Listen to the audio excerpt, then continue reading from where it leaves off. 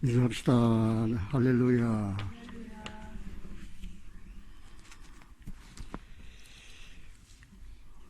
기도하고 하나님 말씀 나누겠습니다.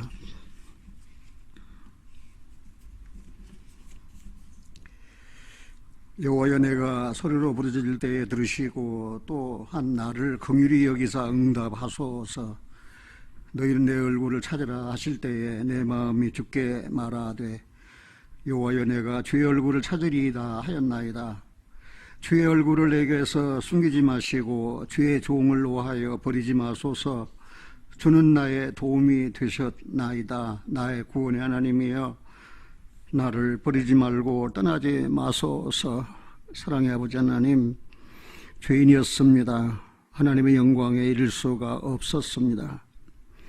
긍휼에 풍성하신 하나님께서 우리 주님 죽은 자 가운데서 부활하심으로 말미암아 우리를 거듭나게 하시고 산 소망이 있게 하셨습니다. 사랑의 아버지 하나님, 세상 너무나도 살아가기가 힘든 시대가 되었습니다. 하나님은 우리에게 요구하십니다. 내 얼굴을 구하라고. 내 얼굴을 구하라고. 사랑의 아버지 하나님, 하나님 얼굴을 구합니다. 하나님 얼굴을 숨기지 마시고 저희들에게 나타내 보여주시옵소서. 하나님의 얼굴은 하나님의 임재를 상징하는 줄을 저희는 알고 있습니다. 이렇게 어렵고 힘들 때 하나님의 얼굴을 구하여 그 얼굴, 하나님의 얼굴에 나타난 신실함과 진실하심과 사랑하심과 긍휼하심과 영원하신 은혜를 깨달아 마음의 평안을 누리고 더욱 주님을 의지하고 신뢰하는 가운데 그리스도인으로서 세상에 속하지 아니하고 하나님께 속하였음을 기쁨으로 알고 감사의 삶을 살게 하나님 인도하여 주시옵소서. 우리 주 예수 그리스도 이름으로 기도하옵나이다. 아멘. 요즘 세상 돌아가는 것이 너무나도 흉흉하고 또 험하고 또 마지막 때인 사실은 잘 알지만 그 가운데에서 귀신에 접붙인, 귀신에게 점유당한 그런 사람들이 많이 있음을 보고 저는 매우 놀랍고, 그래서 하나님의 그 말씀을 상고하고 묵상하면서 마가복음 5장에 있는 말씀과 누가복음 11장에 있는 말씀을 하나님께서 내게 계시해 주셔서 저는 귀신에게 점유당한 불쌍한 인생, 그런 제목을 정했어요. 귀신에게 점유당한 불쌍한 인생. 여기 점유당했다고 하는 말은 차지하여 자기 지배하에 두다, 그런 뜻이에요. 차지하여 자기 지배하에 두다. 사람은 하나님의 형상대로 지어졌어요. 그래, 하나님 것입니다. 하나님의 것. 그리고 하나님께서 하나님의 형상대로 지으신 사람을 축복하셨어요. 우리가 창세기 1장에서도 그렇고 또 홍수로 말미암아 인간이 죄를 짓고 타락했을 때 사람과 생물을 지구상에서 다 쓸어버리실 때 노아를 권념하시고 노아를 생각하사 8식구를 살게 하셔서 방주로 말미암아 구원을 하시고, 이제 그가 방주에서 나와서 또 새로운 삶을 시작하게 됐을 때에도 하나님께서는 복을 주시고 또 생육하고 번성하라고 그렇게 말씀을 하셨어요. 그래서 인생은 결코 귀신에게 점유당할 그래서는 안 돼요. 그러나 우리 원통하게도 귀신에게 점유당한 불쌍한 인생이 얼마나 많은지 몰라요. 이것은 그냥 이거는 귀신 들린 귀신이 점유당한 어떤 사람일 거다라고 생각하지 마시고 이 문제를 내 자신에게 한번 생각을 해봐야 된다는 사실입니다. 우리가 본문을 찾아보기 전에 마태복음 13장을 한번 먼저 보겠습니다. 마태복음 13장에 보면 38절로 42절에 이런 말씀이 기록되어 있어요. 마태복음 13장 38절 제가 읽습니다. 밭은 세상이요 좋은 씨는 천국의 아들들이요 가라지는 악한 자의 아들들이요 가라지를 심은 원수는 마귀요 수수대는 세상 끝이요 수수꾼은 천사들이니 그런즉 가라지를 거두어 불에 사르는 것 같이 세상 끝에도 그러하리라. 인자가 그 천사들을 보내리니 저희가 그 나라에서 모든 넘어지게 하는 것과 또 불법을 행한 자들을 거두어내어 풀무불에 던져 넣으리니 거기서 울며 이를 갈미 있으리라. 소리마신 예수님은 죄에 범한 인간들을 구속하셔서 이제 의롭다함을 얻게 하시고 그리고 하나님의 백성이 되게 하기 위해서 구원하시기 위해서 세상에 오셨습니다. 그러나 다시 오실 예수님은 이제는 구원하시기 위해서 오신 것이 아니에요. 이제는 심판하시기 위해서 오신다는 사실입니다. 여기 보니까 밭은 세상에 그렇습니다. 세상에는 밭에 씨가 뿌려졌어요. 그런데 좋은 씨가 있고 가라지가 있습니다. 그래서 이 세상에는 밭에 사는 사람 가운데서 좋은 씨가 어떤 사람이 좋은 씨입니까? 우리는 다 죄인으로 태어났기 때문에 다 악한 자에게 속한 거예요. 다 죄인으로, 죄 없는 의인은 아주 하나도 없는 다 죄인입니다. 그런데 여기서 좋은 씨는 성령으로 말미암아 거듭난 그리스도인만, 하나님께 속한 자만 좋은 씨예요. 나머지는 다 가라지예요. 그래서 이게 세상 끝은 바로 추수때입니다. 그런데 이제 추수때가 다 됐습니다.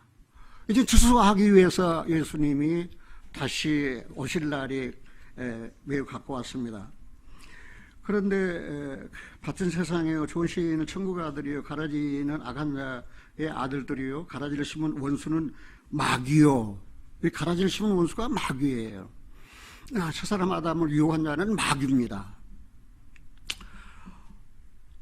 그런데 추수때에는 세상 끝이요 수수꾼은 천사들이니 가라지를 거두어 불에 사르는 것 같이 이제는 이 세상 끝에도 악한 자들을 거두어 이제 풀불에 던집니다. 거기서 슬피 울며 이를 갈 사람이 얼마나 많은지 몰라요. 사랑하신 여러분들 생각을 해봐야 됩니다. 나는 좋은 씨인가? 나는 아니면 가라지인가? 풀무불에 들어갈 가라지인가? 우리가 좋은 씨는 아까 말씀드린 대로 하나님 말씀을 듣고 자기의 죄를 사해 주신 은혜를 깨달은 거듭난 그리스도인이에요. 그는 그날부터 거룩한 자하고 하나님께 속한 자예요. 하나님의 거룩한 백성이에요. 우리가 이 세상에 수많은 책들이 있습니다. 예수님께서 행하신 일을 낱낱이 기록하여 그거를 보관해서 두자면 이 세상이라도 부족하다 했습니다. 그러나 오직 이것을 기록하면 예수께서 하나님 아들이심을 믿고 그 이름을 힘입어 생명을 얻게 하려 함이라고 했습니다. 그렇게 이 성경은 생명을 얻게 하는 하나님의 말씀입니다. 영원한 말씀입니다. 천지는 없어지겠소이다. 내 말은 1점이라도 없어지지 아니하고 그대로 다 이루어진다라고 했습니다. 나는 성경을 사랑했습니다. 그리고 밑줄 그어가면서 빨간 줄, 피가 나오면 빨간 줄, 죄가 나오면 검은 줄, 하늘이 나오면 파란 줄, 그렇게 구분해 가면서 성경을 읽었습니다. 20년을 읽었습니다. 그러나 이 성경은 내게 교훈이지 생명의 말씀이 아니었습니다. 그러나 어느 날 이 성경이 내게 생명의 말씀으로 다가왔습니다. 그 성경은 내 마음의 생각, 관절과 골수를 찔러 쪼개었습니다. 그리고 만물이 지으신 자 앞에 벌거벗은 것 같이 나타난다고 말씀하셨는데, 내가 내 영혼이 하나님 앞에 벌거벗은 것 같이 드러났을 때 나는 벗은 자였습니다. 나는 부끄러웠습니다. 예수를 오랫동안 믿었어도 나는 하나님 말씀을 한 번도 생명의 말씀으로 받아들이질 못했습니다. 나는 괴로워서 울었습니다. 내 죄를 깨닫고 내가 하나님을 헛되이 경배했는데 내 결국은 가라지로서 지옥 간다는 사실을 알게 되었습니다. 나는 슬펐습니다. 그리고 하나님 너무한다고 이야기했습니다. 그러나 사람의 말은 다 거짓되고 의지할 것이 못 되었습니다. 내가 하나님께 더 간절히 구하고 찾고 싶었습니다. 그런데 그것은 성경밖에 없었습니다. 다시 성경을 펴서 들고 읽었습니다. 그러나 성경은 내게 생명을 주지 못했습니다. 너무나도 답답했습니다. 내가 지식적으로는 알고 있었지만, 그러나 성령이 오셔서 예수께서 내 구주신 사실을 믿게 하신 것은 그 후의 일이었습니다.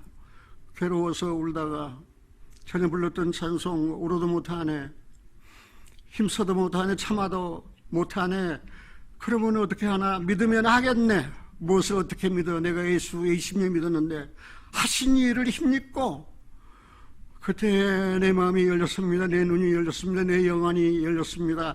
하신 일을 힘입고, 그 하신 일은 예수님이 십자가에 달리신 일이었습니다. 죄도 알지 못하고 죄도 없으신 예수님이 왜 십자가에 달리셨는가? 그게 바로 내 죄 때문이구나. 그가 질림이 내 허물 때문이구나. 그가 상함이 내 죄 때문이구나. 그런 내 마음이 열어졌습니다. 그리고 내 구주로 주님을 내 마음에 영접했습니다. 나는 기뻤습니다. 나는 너무나도 감사했습니다. 그래서 울었습니다. 그리고 내가 받은 이 은혜를 이제는 나만 독차지할 것이 아니라 다른 사람에게 나누고 베풀어야 되겠다고 해서 50년 동안을 전도인의 삶으로 살아왔습니다.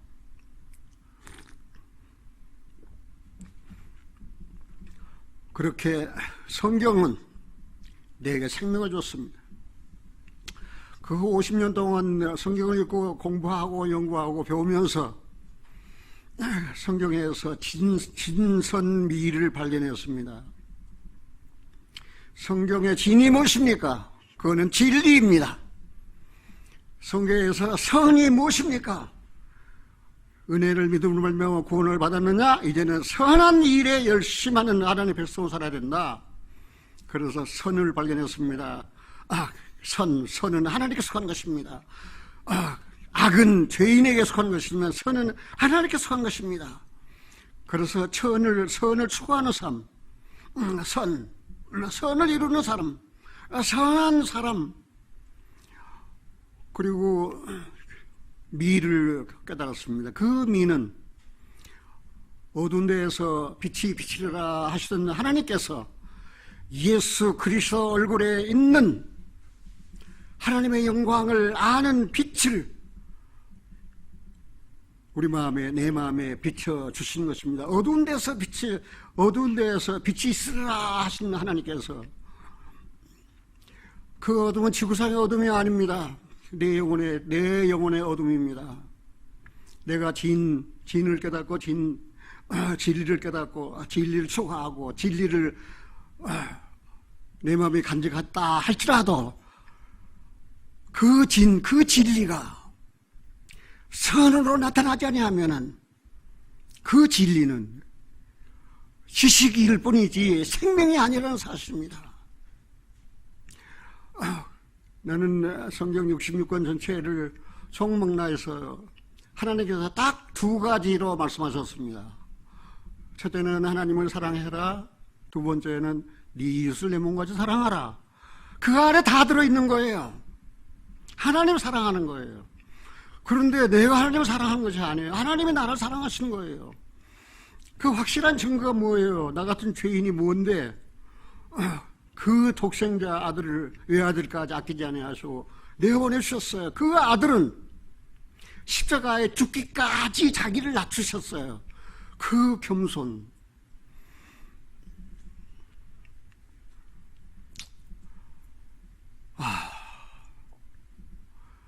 그래서 이 성경을 나는 80 넘도록 살아오면서 내가 초등학교 때 국민학교 때 신앙을 시작했으니까 지금까지 그러면 한 70년 넘게 내가 성경을 붙들고 성경을 사랑하고 또 성경을 사모하고 그리고 내가 진을 추구하고 선을 추구하고 그러다 보니까 아름다움 예수 그리스도 얼굴에 나타나는 하나님의 영광. 와, 그 하나님의 영광을 보여주세요. 하나님의 영광을 보여주세요. 기도한 적도 많지만 그 하나님의 영광이 그리스도 얼굴에 나타나서 그리스도 얼굴에 나타났어요. 그리스도 얼굴에. 사랑하신 여러분들은 얼굴에 대해서 압니까? 사람이 머리가 있습니다. 그리고 눈이 있고 코가 있고 입이 있는 이 앞부분이 얼굴이에요. 근데 그 얼굴은 우리나라는 뭐 뜻거리 아니에요. 그런데 우리나라 말 얼굴이란 말을 살펴보면은 얼은 영혼이에요. 영혼. 굴은 통로예요. 그리고 얼굴은 영혼의 통로예요. 어떤 철학자는 그렇게 이야기했어요. 네가 인생 40을 살았느냐? 네 얼굴을 책임져라. 그런데 얼굴은 영혼의 통로예요. 그런데 요즘 나는 말입니다. 정말 보기 싫은 얼굴들이 있어요.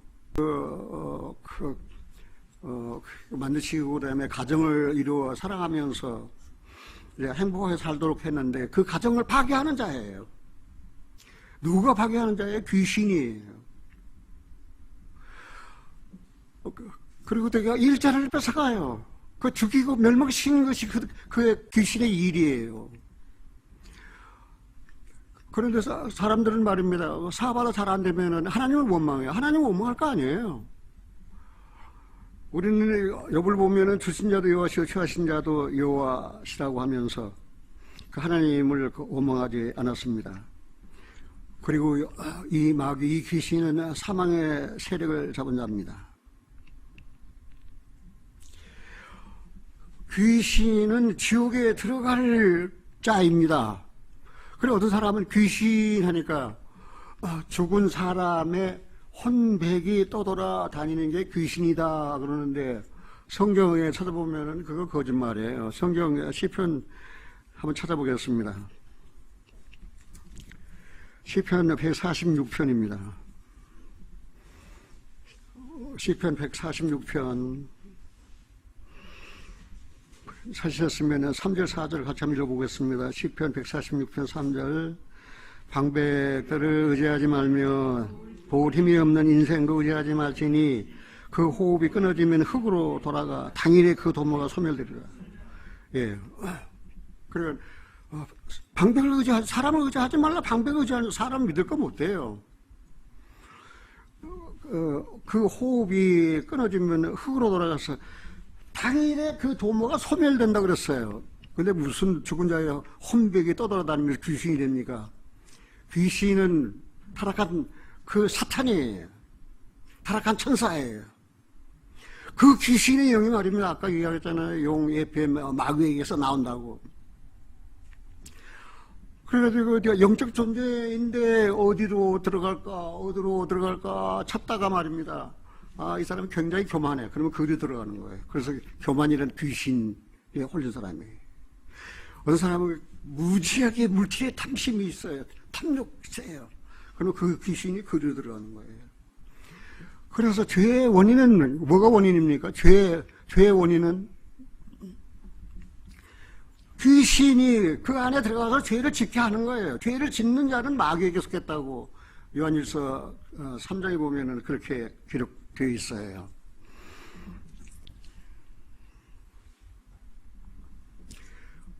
그래서 이 귀신은 타락한 천사인 것이 귀신 들렸던 한 사람의 생활을 통해서 우리가 알 수 있어요. 아까 찾아봤던 마가복음 5장 한번 보겠습니다. 마가복음 5장 1절을 한번 보겠습니다. 마가복음 5장 1절 예수께서 바다 건너편 거라사인의 지방에 이르러 배에서 나오심에 그 더러운 귀신 들린 사람이 무덤 사이에서 나와 예수를 만나다. 그 사람은 무덤 사이에 거처하는데 이제는 아무나 쇠사슬로도 맬 수 없게 되었으니 이는 여러 번 고랑과 쇠사슬에 매였어도 쇠사슬을 끊고 고랑을 깨뜨렸습니다. 그리하여 아무도 저를 제할 힘이 없는지라 밤낮 무덤 사이에서나 산에서나 늘 소리지르며 돌로 제 몸을 상하고 있었더라. 이게 귀신에 점유당한 불쌍한 한 사람이에요. 이 사람이 자기가 귀신 들리고 싶어서 귀신 들렸겠습니까?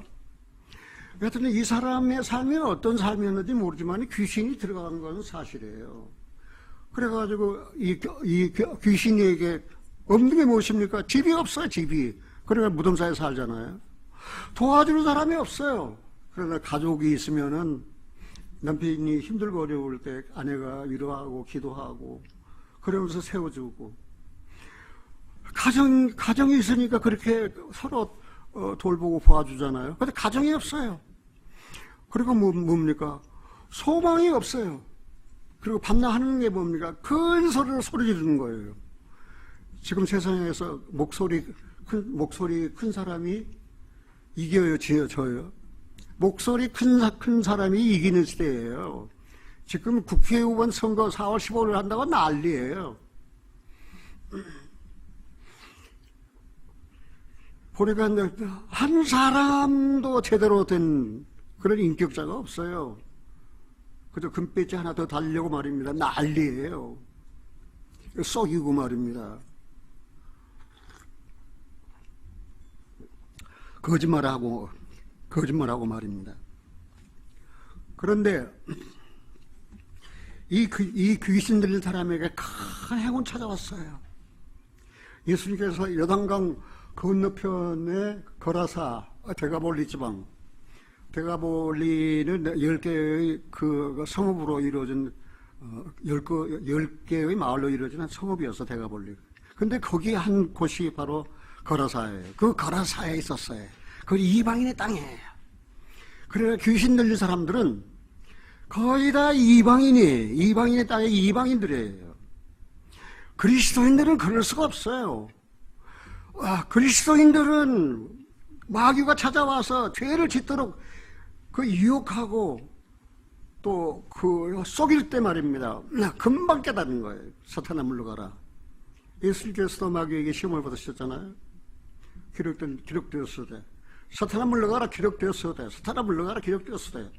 기록된 말씀으로 이기는 거예요. 그래서 그리스도인들의 삶은 성경을 통해서 진선미의 삶이 이루어진 거예요. 예수님을 만났어요. 만나가지고 여기 보니까 뭐라 그랬습니까? 7절에 큰 소리로 부르짖으되 지극히 높으신 하나님의 아들 예수여 나와 당신과 무슨 상관이 있나이까? 원컨대 하느님 앞에 맹세하고 나를 괴롭게 마옵소서 하니 이는 예수께서 이미 저에게 이르시기를 더러운 귀신아 그 사람에게서 나오라 하셨습니다. 그런데 그렇게 밤낮 무덤 사이에서 하면서 그 고랑에 매였지만은 그거 다 쓸데없어요. 윤리 도덕 다 쓸데없어요. 다. 우리나라는 나는 내 고등학교 때 말입니다. 그런 운동이 있었어요. 모랄 리알마메이션, 도덕으로 무장하자, 도덕으로 돌아가자. 얼마나 도덕이 해이하게 됐으면 도덕으로 무장하자고 고등학교 때 제가 배웠어요. 그런데 이 사람은 도덕, 윤리 다 필요 없어요. 다 끊어졌어요. 그러니까 큰 소리로 그냥 자기 몸을 해치면서 그냥 늘 괴로웠어요. 예수를 만나지 못하고 이 사람이 그대로 인생이 끝났다면 어떻게 됩니까? 귀신에 점유당한 불쌍한 인생으로 그 삶을 끝났을 거예요. 그러나 예수를 만났잖아요. 멀리서 예수 보고 쫓아와서 예수여 라고 하면서, 그래서 뭐라고 그래서 큰 소리를 부르시며 그러는데 지극히 높으신 하나님의, 아니 귀신이 말입니다. 어떻게 예수님을 다 알아요? 하나님의 아들이라고. 지극히 높으신 하나님의 아들이에요. 그러면서 뭐라고 그랬어요? 나와 당신과 무슨 상관입니까? 예수님과 상관이 없죠. 예수님은 곧 하나님의 본체이신데, 귀신은 이 지옥 갈 자인데, 그러면서 나를 괴롭게 마소서, 그 말은 뭐 괴롭게 말라 말은 나를 지옥 보내지 말아달라 그런 뜻이에요. 그런데 말입니다. 마태복음에 한 군데 찾아보겠습니다. 마태복음 8장에 보면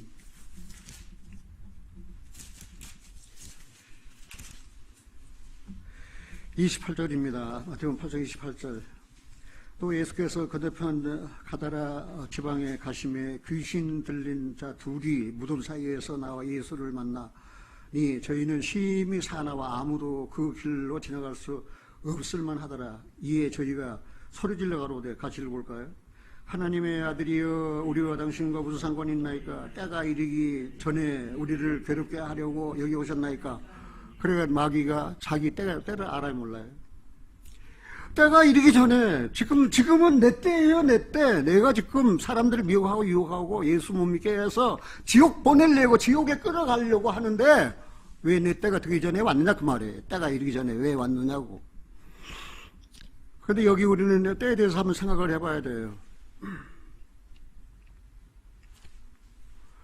귀신이라는 말이 구약 성경에는 한 번도 안 나옵니다. 성경 읽으면서 구약 성경에서 귀신이라는 말 찾아봤어요? 구약 성경에는 귀신이라는 말이 한 번도 안 나오고 신약 시대에만 나오는데 내가 다 찾아봤어요. 115번 나와요. 귀신이라는 말이 신약 시대에 115번 나오는데, 이 귀신은 예수님 초림 때하고 예수님 재림 때 가장 성합니다. 예수님 이제 초림 때, 왜냐면은 그동안에 속여가지고 유혹해가지고 미혹해가지고 천하만국을 전부 다 자기 손에 집어넣는 세상 신이거든요. 세상의 왕이거든요. 그런데 하나님께서 그 자기에게 속한 자기의 신민들이 있는 사람들을 지금 구원으로 인도하시려고, 그래서 구세주를 보내시는 거를 마귀가 다 알고 있어요. 그래서 가장 초림 때, 그래서 예수님은 그 마가복음 1장 15절에 뭐라고 했습니까? 회개하라, 천국에 가까웠느니라. 하나님 그 공생의 첫 번째 입을 여셔서 하시는 말씀이 회개하라, 천국에 가까웠다. 그러나 그때는 구원의 길이 아직 열리지 않았어요. 구속 사업이 아직 이루어지지 않았으니까. 그래서 때가 찼고 하나님의 나라가 가까웠으니 회개하고 복음을 믿으라 하시니라. 그러면 그때까지는 하나님의 나라가 멀리 있었다는 사실이에요. 왜냐하면 아담이 그 권세를 전부 다 마귀에게 넘겨주어가지고 마귀가 지배하고 다스리고 있었어요. 그러니까 하나님 나라가 굉장히 멀었죠. 그런데 하나님 나라를 이루시려고 누가 오셨어요? 그리고 예수님 오셨잖아요. 그러니까 마귀들이 이제 발광을 하는 거예요.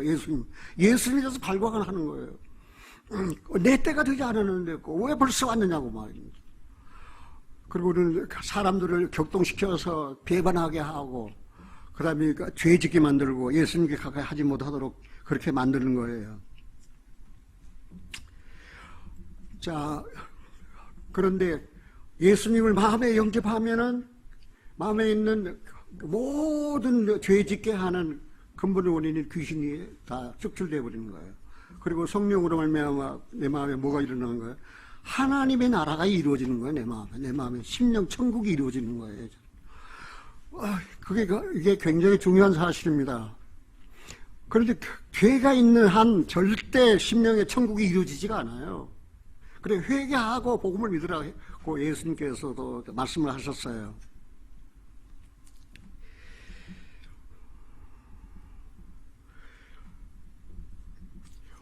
지금은 말입니다. 그래서 그렇게 예수님께서 하신 대부분 중요한 일이 두 가지예요. 하나는 치유, 병을 고쳐주는 일, 그리고 하나는 귀신을 쫓아내는 일이었어요. 그러면 그 병의 원인이 무엇입니까? 이거는 죄예요. 그런데 죄에서 죄사함을 받으면 마음의 평안이 오고, 그 다음에 내 마음을 지배하던 마귀가 떠나는 거예요. 이는 성령이 오셔서 내 마음을 다스리고 지배하신다는 사실입니다. 자, 지금은 이제 그 마귀는 신약 성경을 쭉 여러분 찾아보세요. 마귀가 역사할 때는 예수님 초림의 시기에 그렇게 마귀가 날뛰었어요. 예수님 믿지 못하도록, 구원받지 못하도록, 하나님 나라를 그 심령에 이루지 못하게 하려고 말입니다. 년들이. 그러면 귀신은 우리가 돼지에 들어가는 거예요. 그러니까 욕심 사놓고 그냥. 그러니까 자기만 알고, 자기만 먹고, 자기 배만 채우면 그만인 줄 알고 말입니다. 그런데 말입니다. 이 사람이, 이 귀신 들린 사람이 말입니다. 예수님 만나서 어떻게 됐어요? 놀랍게 변화됐어요. 놀랍게. 정신이 온전하여 자기 옷을 입고 왔다 그랬잖아요. 정신이 온전하여 자기 옷을 입고 왔어요. 그때가 언제입니까? 나는 1968년 11월 달이에요. 정신이 온전하여 자기 옷을 입고, 내가 입을 옷이 뭐예요? 구원의 옷이에요. 의의 옷이에요. 그리스도로 옷 입었어요. 정신이 온전하여 이제는 세상 걸 추구하고 세상을 찾지 않아요. 그래서 그리스도로 말미암아 하나님의 나라가 내 마음에 이루어졌는데, 그리스도 함부로는 내가 만족하는데, 정신이 온전하여 자기 옷을 입고, 예수님, 내가 예수님 따라갈게요. 나 따라오지 말고 집으로 가. 집으로 가서 네게 이루어진 일을 일일이 다 구하라. 그래서 예수님과 함께 있기를 허락지 아니하시고 자기 집으로 보냈어요. 그런데 자기 집에 가서 전도만 할 줄 알았더니 대가볼리 온 열 마을이나 되는 대가볼리 성읍에 말입니다. 아주 복음을 가득 전했어요. 예수를 가득 전했어요. 이제 우리가 그런 일이 우리 삶 가운데도 이루어졌잖아요. 우리가 죄사함 받기 전에는 뭐예요? 죄가 있으니까 마귀에 속한 자 아니에요? 그 마귀에 속한 자면 귀신 들린 자 아니에요? 그러니까 거짓말하고 욕심내고 사납고 교만하고, 그러다가 예수 만났잖아요. 그래서 죄사함 받았잖아요.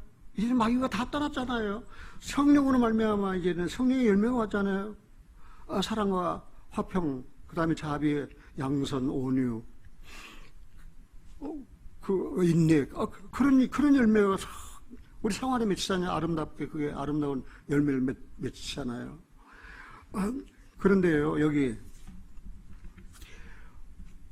그렇게 우리가 온전하게 됐다 할지라도 이제 한 가지 조심할 때가 있어요. 여기 누가복음 11장에 보면은 시간이 많이 갔지만, 누가복음 11장 24절에 더러운 귀신이 사람에게서 나갔을 때에, 그러면 사람 하니까 다른 사람 하지 말고 더러운 귀신이 내 마음에 붙어가지고 날들어가 얼마나 교만하게 하고 또 욕심 또 거짓말 그런 죄를 짓게 만들었습니까? 나갔을 때 물 없는 곳으로 다니며 쉬기를 구하되 얻지 못하고 이에 가로되, 그 다음 뭐라고 그랬어요? 내가 나온 내 집으로 돌아가리라. 내가 나온 내 집으로 어떻게 한다고요? 이게 큰 문제 아닙니까? 내가 나온 내 집, 귀신이 하는 말이에요. 귀신이 어디 살았어요? 사람 안에 살았잖아요. 사람 안에. 그래서 아주 귀신 들린 자가 되게 했잖아요. 그래서 우리도 미치게 죄 짓고 살았잖아요. 그런데 예수 만나서 그 귀신이 나갔어요. 그러면 어떻게 해요? 귀신이 나가가지고 이리 왔다가 저리 왔다가 물 없는 곳으로 다니면서 쉬기를 구했어요. 물은 뭐예요? 물은 말씀이잖아요. 근데 물은 말입니다. 어떤 의미에서 침례예요. 침례가 뭐예요? 내 옛사람이 예수와 함께 죽었다 그 말입니다. 그리고 죽은 자 가운데 부활하신 예수와 함께 내가 살았다 그 말입니다. 이게 물입니다. 물 없는 곳으로. 그리고 구원받은 그리스도인들이 말입니다. 생활에서 말입니다. 그 성령의 세례 말입니다. 내가 예수와 함께 죽고 부활하신 예수와 함께 내가 연합했다. 그래서 이게 옛날 귀신이 살던 이 집을 다 철저하게 부숴버려야 돼요. 철저하게 부숴버려야 돼요. 내 자아가 철저하게 처리돼야 돼요. 그래서 거기 너 있었는가? 그때 죽기 위해서 십자가에 달릴 때 거기 너 있었느냐? 그 말입니다. 내 자아가 죽지 아니하면 말입니다. 귀신이 다시 온다니까요. 근데 귀신이 다시 오는데 어떻게 와요? 더러운 귀신 사람에게서 나갔을 때 무릎 꿇고 다니며 휴기를 구하여 얻지 못하고 이해가 되다 내가 나온 내 집으로 돌아가리라 하고 와보니 그 집이 소재되고 수리되었거늘 그 집이 비었어요. 그 집이 비고 수리되었어요. 사랑하시는 여러분들, 구원받은 그리스도인들이 이제 어째 마음에 전에 죄가 가득했는데 그리스도께서 다 지고 가셨잖아요. 근데 빈 마음에 있으면 그대로 안 돼요. 그리스도의 말씀이 풍성히 거하여 시원하며 신랑한 노래를 그러라 그랬잖아요. 그런데 그냥 그 진선미를 성경을 통해서 추구하는 신앙이 아니면 성경이 잘 읽혀지지 않아요. 보고 잘 봐지지 않아요. 뭐 자랑 안 해요. 나는 지금도 성경 한번 붙들면 몇 시간씩 갖고 씨름해요. 왜요? 그 말씀이 너무 나를 아름답게 만드는 거예요. 내 인격을 아름답게 만드는 거예요. 내가 그냥 막 눈물을 흘릴 정도로 나를 그냥 아름답게 만드는 거예요. 그러니까 천을 수고하고 살아. 선을 추구하고 살아라. 하나님 사랑, 이웃 사랑이다. 그러면서 성령이 내게 그렇게 일러주시는데 그 더러운 귀신이 그 사람에 나갔는데 저보다 26절에 뭐라고 그랬어요? 같이 한번 볼까요? 이에 가서 저보다 더 악한 귀신 7을 데리고 들어가서 거하니 그 사람 나중 형편이 전보다 더 심하게 되니라. 불쌍하잖아요.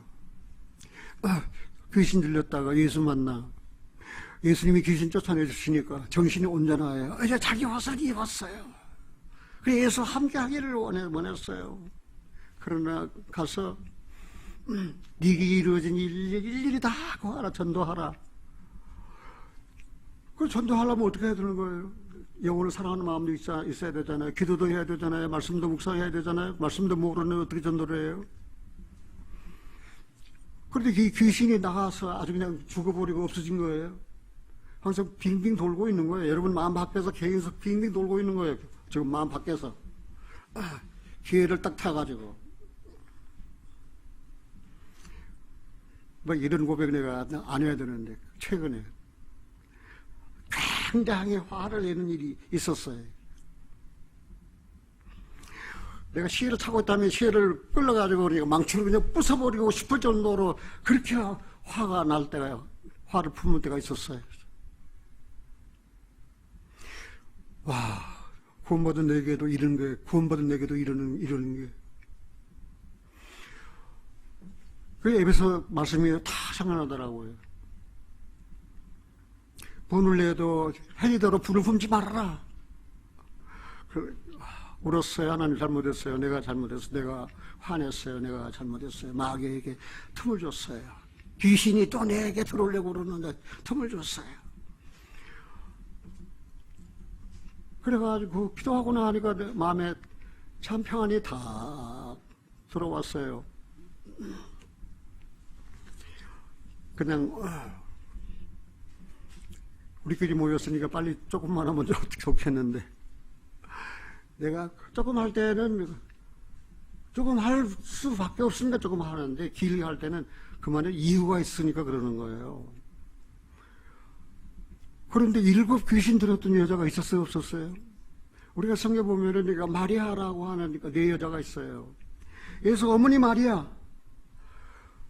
성령으로 잉태하여 예수님을 출생케 했지만 그 마리아는 그 아들이 십자가에 달릴 때 그 고통, 엄마로서의 그 고통을 한번 생각해 보세요. 그 마리아. 그리고 사도행전에 나오는 저기 뭡니까? 마가의 어머니 마리아가 있어요. 마가 어머니 마리아는 일찍이 홀라됐어요. 그래 예루살렘 교회만 큰일이 됐어요. 그 다음에 또 베다니 마리아가 있어요. 베다니는 뭐예요? 삼남매잖아요. 그 오라비가 죽었어요. 그래서 부활을 경험하겠잖아요. 그러니까 이 7 귀신 들린 마리아가 있는데 그게 막달라 마리아예요. 막달라 마리아. 그 막달라 마리아는 말입니다. 그 막달라라고 하는 곳은 그 염색 공장이 있었던 곳이에요. 그 바닷가에 있었는데 막달라는 거기에 마리아가 살았는데 그가 예수 믿기 전에 그 염색 공장 그리고 그가 그 생활이 얼마나 방탕했는가 하는 것을 그 7 귀신이 들어갈 정도였다면 말입니다. 그 막달라 마리아 그 여자의 생활이 성경에는 예수 만나기 이전의 생활은 기록된 게 없어요. 그런데 예수님 만난 이후에는 이 막달라 마리아에 대해서 여기저기 기록된 데가 있는데 시간이 없으니까 안 찾아보고 자기 소유로 예수님을 섬기더라. 섬겼어 이제. 그러니까 이제 귀신 나가서 정신이 온전하게 된 사람 그리고 하나님 나라가 이루어진 사람은 첫째가 뭐예요? 섬기는 일이에요. 섬기는 일이에요. 하나님 섬기고 그 다음에 목사님 섬기고 교회 섬기고 성도들 섬기고 섬기는 일이에요. 그렇게 섬기는 일을 했어요. 그렇게 막달라 마리아는 그렇게 변화됐어요. 그런데 예수님이 이제 부활하셨잖아요. 그 마가복음 16장을 한번 찾아봅시다.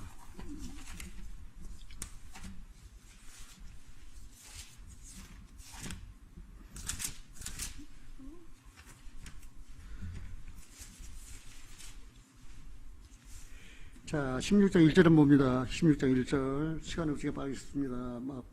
마가복음 16장 1절. 안식일이 지남에 막달라 마리아가 야고보의 어머니 마리아와 또 살로메가 가서 예수께 바르기 위하여 향품을 사다 두었다가 안식 후 첫날 매우 일찍이 해도 될 때 그 무덤으로 가며 서로 말하되 누가 우리를 위하여 무덤 문에서 돌을 굴려주려 하더니 시간이 없으니까 6절 봅니다. 청년이 이르되 놀라지 말라 너희가 십자가에 못 박이신 나사렛 예수를 찾는구나. 그가 살아나셨고 여기 계시지 아니하니라. 보라 그를 두었던 곳이니라. 7절 가서 그의 제자들과 베드로에게 이르기를 예수께서 너보다 먼저 갈릴리로 가시나니 전에 너희에게 말씀하신 대로 너희가 거기서 배우리라 하라 하는지라.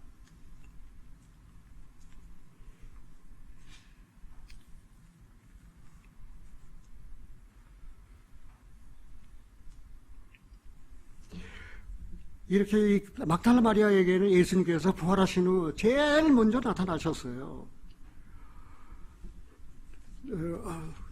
이런 내용으로 보면은 우리가 구원받고 난 이후에 우리 생활이, 우리 마음은 말씀으로 가득 채워져야 된다. 시와 찬미와 신령한 노래로 하나님의 아름다움을 찬양하고 참여해야 된다는 사실이에요.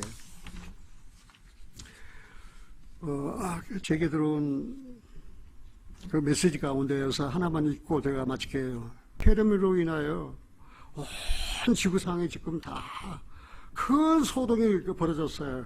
앞으로 이제 더 했으면 더 했지 덜 하진 않아요. 이럴 때 이 땅에 남아있는 우리들이 어떻게 해야 될 것인가? 그 존 바이퍼라고 한 분이 When we die, we do not die. We gain eternal life. 우리는 죽지만 죽지 않는다. 우리는 영생에 들어갑니다. 그렇게 말했는데 그러면서 이렇게 설명을 했어요. 사도 요한은 당시 예수 그리스도를 믿는 것으로 인하여 핍박을 받고 죽음을 무릅써야 할 정도의 극심한 고통 가운데 있는 성도들에게 이렇게 편지를 썼습니다. 내가 하나님의 아들의 이름을 믿는 너희에게 이것을 쓰는 것은 너희로 하여금 너희에게 영생이 있음을 알게 하려 함이라. 고통에서 건져준다든지 모든 것을 다 갚아준다든지 이론은 없습니다. 다만 영생을 강조하고 있습니다. 요한일서. 우리에게 가장 필요한 것은 고난 중에 위로가 아니라 영생을 아는 것입니다. 우리가 자랑하고 드러내며 감사해야 할 것은 영생입니다. 영생이 우리에게 있다는 것을 알고 이에 감사하는 것 자체가 능력입니다. 아무리 힘든 고난과 세상의 모든 문제들도 영생에 대한 소망과 감사로 이겨낼 수 있기 때문입니다. 그리고 더 나아가 어렵고 힘든 삶 가운데 있을지라도 영생에 대한 감사함으로 넉넉한 마음이 되어 이웃을 향해 손을 펼치는 것이 영생을 소유한 자의 모습입니다. 존 파이프가 물었던 대로 저도 한번 물어보고 싶어요. 영생이 있습니까? 큰 소리를 한번 해봐요. 영생이 있습니까?